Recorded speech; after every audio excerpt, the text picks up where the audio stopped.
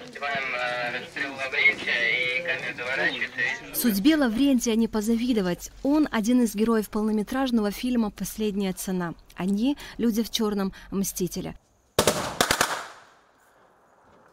За что мстят эти молодые люди и заслуживает ли такой судьбы Лаврентий, пока нам неизвестно. Но сцена этого дубля душераздирающая.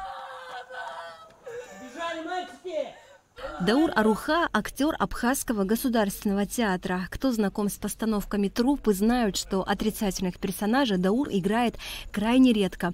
В этой картине, приоткрыв завесу тайны, он поделился, что роли таких персонажей даются куда проще и даже интереснее. Мне со временем чуть-чуть туговато было, но ребята свои, и материал какой-то понравился, почитал, я сценарий, понравилось. Вот простота. Вот обычно мы, когда начинаем про Абхазию, про события в Абхазии, когда начинаем снимать, мы усложняем. О какой простоте идет речь и как она будет отражена в картине? Нас ждет тарантиновский сюжет, замешанный на абхазском колорите. Так описывают сюжет «Последней цены» в статье, опубликованной на сайте Ленфильма. Звучит многообещающе. Сюжет закручивается вокруг русской семьи, проживающей в послевоенном полуразрушенном абхазском городке.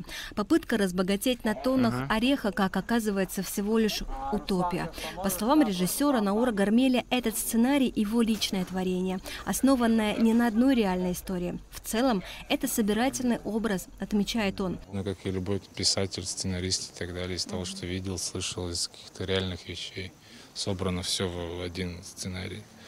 Поэтому он достаточно реальный, да, то есть нет такого какого-то супервымысла. 8-й дубль одной сцены. От каждого выстрела вздрагивают не только участники съемочной группы, но и маленькие дети по соседству, которые заливаются громким плачем. Самые маленькие актеры, вы их видите на экранах, стараются сыграть роль напуганных и при этом держать себя в руках. Главные герои картины в это время наблюдают за коллегами и время от времени любуются местными пейзажами.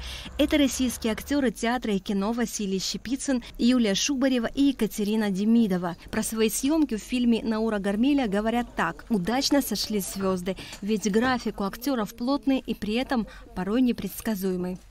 Сегодня вот мы снимали сбор орехов. Я вообще не представлял, что это такое. Я даже не знал, как они растут, эти орехи. И поэтому трес сегодня. Пару иголок каких-то воткнулись в мои нежные актерские руки.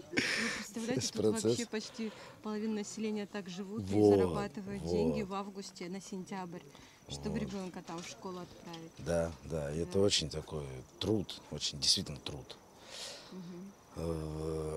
А если говорить о, как сказать, об организации, обо всем, то замечательно.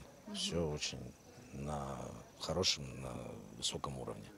Мне все нравится, и работа, вот, режиссер, в общем, команда хорошая, замечательная. Багаж сыгранных ролей Василия Щепицына внушительный. Абхазский зритель может знать его по российской спортивной драме «Движение вверх». В нем он сыграл врача сборной по баскетболу. А Юлию Шубареву знают поклонники сериала «Улицы разбитых фонарей». Ее героиня – следователь Катя Лапина.